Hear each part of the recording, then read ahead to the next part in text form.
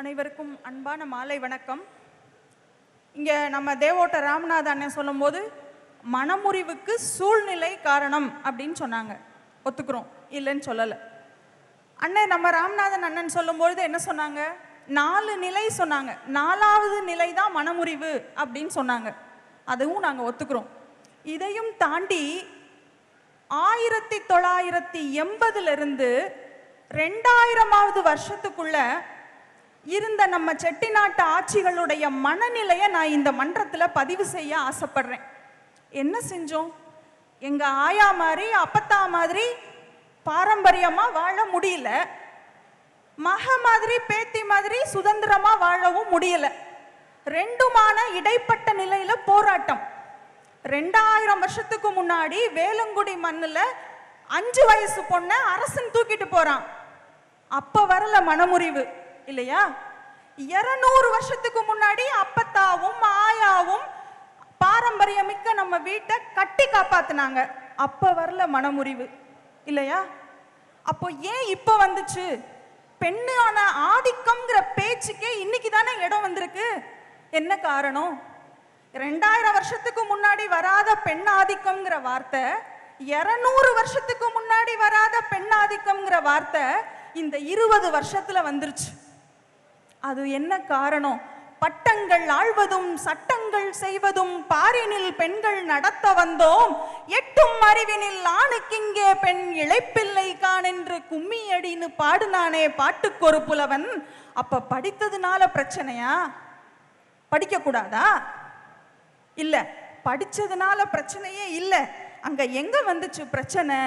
படிப்போட அறிவோட ஆணவம் எப்போ எந்திரிச்சிச்சோ, பெண்ணுக்கு என்னைக்கு படிப்போட ஆணவமும் சேர்ந்து எந்திரிச்சிச்சோ அன்னைக்கு வந்துச்சு இந்த மனமுறிவுங்கிற பிரச்சனை இல்லையா?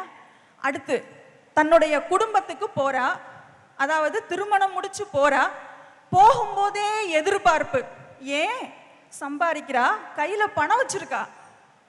அதனால என் குடும்பம் கூட இல்ல, செட்டியார் வீட்டுல இப்படித்தான் இருக்கணும், என் செட்டியார் நான் சொல்றதான் கேட்கணும், அவங்க குடும்பத்தை சேர்ந்தவங்களும் நான் சொல்றத கேட்கணும், என்னோட எண்ணங்களுக்கு அவங்க ஒத்து வரணும், அப்பத்தான் நான் அந்த குடும்பத்துல இருப்பேன் அப்படிங்கிற எண்ணம் இன்னைக்கு பெண்களுக்கு அதிகமா வந்ததுனாலதான் இன்னைக்கு நாம மனமுறிவுகளை நிறைய சந்திச்சுக்கிட்டு இருக்கோம்.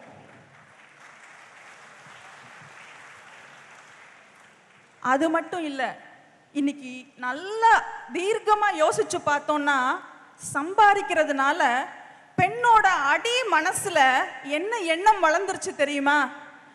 செட்டியார நம்பாத, நீ செட்டா வச்சிருக்க பத்தியா பணம், அது உன்னைய காப்பாத்துங்கிற எண்ணம் இன்னைக்கு வேலைக்கு போகக்கூடிய ஒவ்வொரு பெண்ணோட மனசுலையும் துளிர் விட்டுருச்சு. இது 20 வருஷ காலத்துல வரல. ஒரு 20 வயசு பொண்ணு தன்னுடைய குடும்பத்திலிருந்து வரும்போது 20 நாள் வாழ்ந்த அந்த பையனை விட்டு 2 நிமிஷத்துல பிரிஞ்சு போகணுங்கிற எண்ணம் அந்த பொண்ணுக்கு எப்ப வந்துச்சு? 2 நிமிஷத்துல வரல. அந்த 1980 2000க்குள்ள தன்னுடைய அம்மா பழமைக்கும் போக முடியல, புதுமைக்கும் போக முடியல, தடுமாறிக்கிட்டு இருக்காளே, அதை பார்க்கிறாளே அந்த பொண்ணு. அதனால நினைக்கிறா நம்ம பணம் நம்மளை காப்பாத்தும், புருஷன் காப்பாற்ற மாட்டான். அந்த ஆதிக்கம் தான் இன்னைக்கு செயலாகிட்டு இருக்கு. நான் ஒரு கேதத்துக்கு போனேன். நம்ம செட்டிநாட்டில் அப்பா வெளிநாட்டில இருந்து இறந்து போயிட்டார். பையன் ஒன்று பொண்ணு ஒன்று ஆச்சி உட்காந்து அழுதுகிட்டு இருக்கா. நாங்கள் எல்லாரும் பார்க்குறோம், அந்த பொண்ணு அவளுக்கு என்னன்னு உட்கார்ந்துருக்கா, ஒரு துளி கண்ணீர் அவ கண்ணுல இல்லை. ஏன்? நாங்கள் யோசிச்சு பார்க்குறோம், பாரேன் அப்பச்சி செத்து போயிட்டாரு, இந்த பிள்ளை என்னடா இப்படி உட்கார்ந்துருக்கு, ஒரு சொட்டு வருத்தம் இல்லை. ஏன்? என்ன காரணம்? 2 மணி, ஒன்று இந்த மணி, இன்னொன்று இந்த மணி, ஒன்று இந்த மணி, ஒன்று இந்த மணி. இது ரெண்டும் தான் இன்னைக்கு மனிதர்களுடைய வாழ்க்கையை தட்டி தூக்கிட்டு ஓடிக்கிட்டு இருக்கு, வாழவே இல்லை. அதனால அப்பா இறந்ததுக்கு கூட அந்த பொண்ணுக்கு அழுகையே வரல. அப்ப அந்த குறை அந்த பொண்ணு மேலையா நம்ம சொல்ல முடியும்? நிச்சயமா இல்லை. அந்த ஆத்தா அப்பச்சி மேலதான் அந்த குறையை நான் சொல்லுவேன். அப்ப அந்த ஆதிக்கம், அந்த பெண்ணுக்கு இருந்துச்சு. 1980 இருந்து 2000க்குள்ள இருந்த ஒவ்வொரு ஆட்சியோடைய மனசுலையும் அந்த எண்ணம் இருந்துச்சு. அதுதான் மகளுக்கு இங்க விதைச்சிருக்கு. அதுதான் அவளுக்கு கணவனை விட்டு பிரியணுங்கிற எண்ணத்தையும் தந்திருக்கு. அதனால இதுக்கு 2 தீர்வு சொல்லி நிகழ்ச்சியை நிறைவு செய்யணும்னு நான் ஆசைப்படுறேன். 2 தீர்வு. தயவு செஞ்சு சொல்றேன், ஒவ்வொரு ஆட்சிமார்களும் உணவகங்களுக்கு போகணும்னு நினைக்காதீங்க. இந்த பொது மன்றத்தில் இதை எதுக்காக நான் பொது மேடைகள் இதை சொல்ல முடியாது. நம்மள மாதிரி மாநாடுகள்ல தான் இதை சொல்ல முடியும். வியாபார நோக்கத்தில் வந்திருக்கக்கூடிய KFC, பிளாக் ஃபாரஸ்ட், இபாக்கோ இந்த மாதிரியான கடைகள் எல்லாம் நம்ம சந்ததிகளையும் நம்முடைய பரம்பரையையும் அழிப்பதற்கு வந்தது.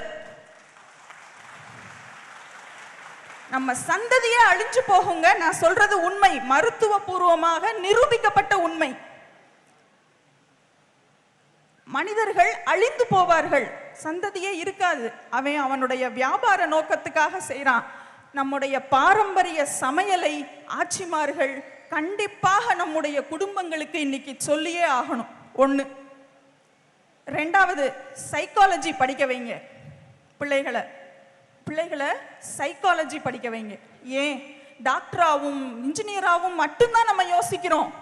இல்ல, அந்த பிள்ளை தன்னுடைய வாழ்க்கையை அதுவே யோசிச்சுக்கும். சைக்காலஜி படிச்சுச்சுன்னா அதுக்குரிய மனநலம், பக்குவம் வந்துடும். சரி, படிக்க வச்சு என்ன செய்யணும்? அப்படி படிச்ச அந்த பிள்ளைகளை 9 நகர கோயில்களுக்கும் அனுப்புங்க. எதுக்கு நகர கோயில்களுக்கு அனுப்பணும்? இப்ப நம்ம இசைப்படிமானம் எழுதுறோமே, அப்போ கொண்டு வந்து கொடுக்கிற மாதிரி ஒரு சர்டிபிகேட் ஒன்று கொடுங்க. அந்த நகர கோவில்கள்ல இருக்கக்கூடிய அந்த பிள்ளைகளுக்கு பாக்கு வைக்கும் போது அந்த ஒவ்வொரு திருமணமாக இருக்கக்கூடிய மணப்பெண்ணுக்கும் சரி மணமகனுக்கும் சரி கவுன்சிலிங் கொடுங்க. சிங்கப்பூருக்கு அனுப்புறோம்.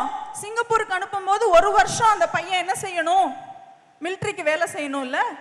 அது மாதிரி நம்ம சமூகத்தினுடைய முன்னேற்றத்துக்காக வேலை செய்வோம். ஒவ்வொரு மணமகளும் ஒவ்வொரு மணமகளும் அந்த அந்த சர்டிபிகேட் கோர்ஸ் மாதிரி அந்த கோர்ஸ் அட்டென்ட் பண்ணுங்க. இத்தனை மணி நேரம் இவங்க கவுன்சிலிங் கேட்கணும் அப்படின்னு வைங்க. 9 நகர கோயில்கள்லையும் வைங்க. அந்த சர்டிபிகேட் எடுத்துக்கிட்டு இதுதான் என்னுடைய வாழ்க்கை பிரச்சனை, இதுதான் என்னுடைய வாழ்வியல், இதுதான் என்னுடைய சூழல்னு புரிஞ்சுக்கட்டும். எங்களுடைய ஆட்சி வந்தாச்சு பத்திரிகைக்கு கொஞ்ச நாளைக்கு முன்னாடி ஒரு இமெயில் வந்தது. என்ன இமெயில் தெரியுமா? ஒரு பெரிய பணக்கார வீட்டு பெண், அவளை அட்டை படத்துல போட்டிருக்காங்க. சரி, அந்த பொண்ணு வேறு ஒரு ஆடவனோடு இருக்கக்கூடிய புகைப்படங்கள் வந்திருக்கு. இதையும் சேர்த்து பிரசுரிங்க அப்படின்னு சொல்லி ஒரு வேற்று இனத்து ஆடவன் அந்த அந்த இமெயில் அனுப்பியிருக்கான். நினைச்சு பாருங்க, இன்னைக்கு நம்ம மனமுறிவுன்னு பேசிக்கிட்டு இருக்கோம். ஆனா நேத்து இங்க பதிஞ்சதுல 30 பையன், 3 பொண்ணு. இன்னைக்கு மனமுறிவுன்னு பேசிக்கிட்டு இருக்கோம். இப்ப இருக்கக்கூடிய பெண்களும் எத்தனை சிக்கல்களுக்கு கூட இருக்காங்க தெரியுமா? இன்னும் 20 வருஷம் கழிச்சு இதே மேடையில என்ன தலைப்பு தெரியுமா நம்ம வைக்க போறோம்? என்ன தலைப்பு தெரியுமா வைக்க போறோம்? பெண்களே இல்லை. இப்ப பெண்கள் இருக்கல, கூட சேர்ந்து இருக்கல அப்படின்னு சொல்லிக்கிட்டு இருக்கோம். அப்புறம் 20 வருஷம் கழிச்சு பெண்களே இல்லைன்னு சொல்லக்கூடிய நிலை உருவாக கூடாதுன்னா இன்னைக்கு நம்மளுடைய பெண்களுக்கு கவுன்சிலிங் கொடுக்கணும். இந்த கவுன்சிலிங் மூலமா தான் நம்முடைய வாழ்க்கை நிலை என்ன, இந்த ஊடகங்கள் மூலமா நம்ம எவ்வளவு பிரச்சனைகளை சந்திக்கிறோம்னு பெண்கள் தெரிஞ்சுக்கணும். இந்த 2 சூழ்நிலை, 1 பிசியோதெரபி படிக்க வைங்க, சைக்காலஜி படிக்க வைங்க. 2 உணவகங்களுக்கு போகாம நல்ல நம்ம சமூகத்து உணவு பழக்கங்களை சொல்லி கொடுங்க. 3 விட்டு கொடுப்பது மட்டுமே வாழ்க்கை, விட்டு கொடுப்பவர்கள் என்றைக்குமே கெட்டு போவதில்லை என்பதை புரிய வையுங்கள். நம் சமூகம் சிறந்ததொரு சமூகமாக வாழும் என்று சொல்லி வாய்ப்பளித்தமைக்கு நன்றி கூறி விடைபெறுகிறேன். நன்றி, வணக்கம். வாழ்க வையகம், ஓங்குக நகரத்தார், வளர்க அவர்தம் புகழ்.